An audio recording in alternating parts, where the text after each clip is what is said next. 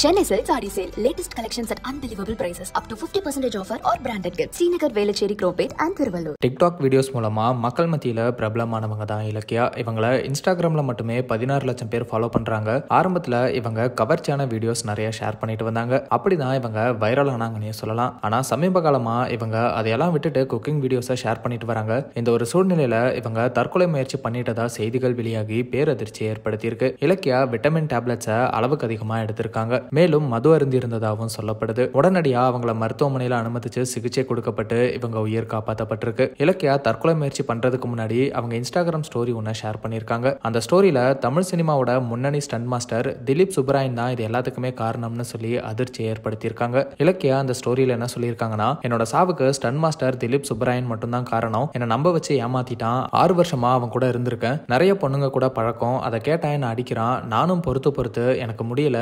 இதையுமே நான் போட்டதுக்கு என்ன அடின்னு அடிப்பான் அப்படின்னு சொல்லி திலீப் சுப்ராயன் போட்டோவை ஷேர் பண்ணி அவர் மேல இலக்கியா குற்றம் சாட்டியிருக்காங்க. இப்படி அவர் மேல குற்றம் சாட்டி ஸ்டோரியை ஷேர் பண்ணதை தொடர்ந்து இலக்கியா தற்கொலை முயற்சி பண்ணவே இந்த விஷயம் பெரிய சர்ச்சை ஏற்படுத்தியிருக்கு. இந்த ஒரு சூழ்நிலையில இலக்கியாவே அவங்க இன்ஸ்டாகிராம் அக்கௌண்ட்ல இது எல்லாமே ஃபேக் நியூஸ்னு சொல்லியிருக்காங்க. ஆனா இவங்க தற்கொலை முயற்சி பண்ணதா வெளியாகிற செய்திகள் பொய்யா இல்ல திலீப் சுப்ராயன் காதலிச்சு ஏமாத்திட்டதா சொல்றது பொய்யா அப்படிங்கறத அவங்க தெளிவுபடுத்தல. ஆனா இலக்கியோட இன்ஸ்டாகிராம்ல தான் இந்த ஸ்டோரி ஷேர் பண்ணப்பட்டிருக்கு. மற்றும் தற்கொலை முயற்சிக்கு அப்புறம் அவங்க ஹாஸ்பிட்டல்ல அட்மிட் பண்ணப்பட்ட வீடியோஸும் வெளியாகி இருக்கு. இந்த நிலையில எந்த விஷயத்தை இலக்கியா ஃபேக்னு சொல்றாங்க அப்படிங்கிற கேள்வியும் இப்ப எழுந்திருக்கு. ஏதாவது அழுத்தம் காரணமா தான் இலக்கியா இப்படி எல்லாமே ஃபேக் நியூஸ்னு ஸ்டோரி போட்டிருக்காங்களா அப்படிங்கிற மாதிரி சிலர் கேள்விகளையும் எழுப்பிட்டு வராங்க. இன்னும் சிலர் இலக்கியாக்கு பட வாய்ப்புகள் இப்ப வரதில்ல, அதனால கூட இப்படி பப்ளிசிட்டி ஸ்டண்ட் பண்ணிருக்கலாம்னு விமர்சனம் பண்ணிட்டு வராங்க.